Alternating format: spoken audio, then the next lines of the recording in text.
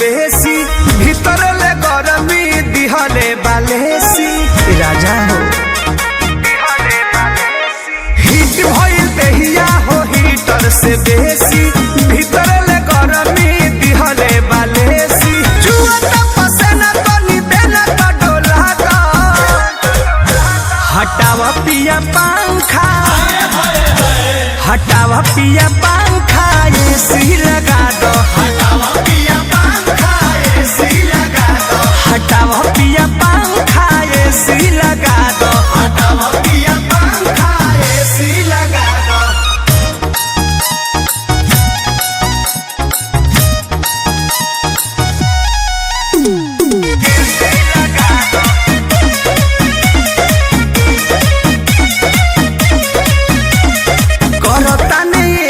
बलम कई साल से लगता नहावा पसीना चुए गाल से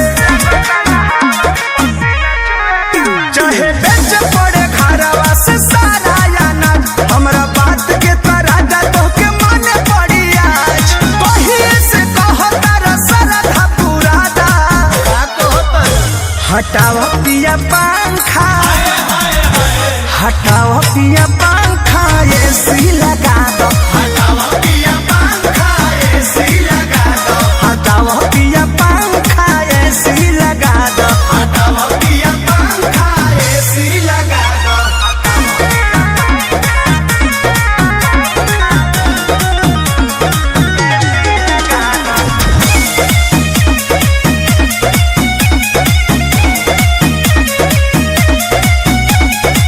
गरम सतावे रही तड़प तड़प हो दुनवरी राजा लेके रगरी बरफ हो मानो तोहे फुर्सत ना बाटे चुमा चाटी से जी हम सुतल ना बानी काली राती से जी रवि प्रमोद जी तो रवि बना दो अच्छा हटावा पिया पंखा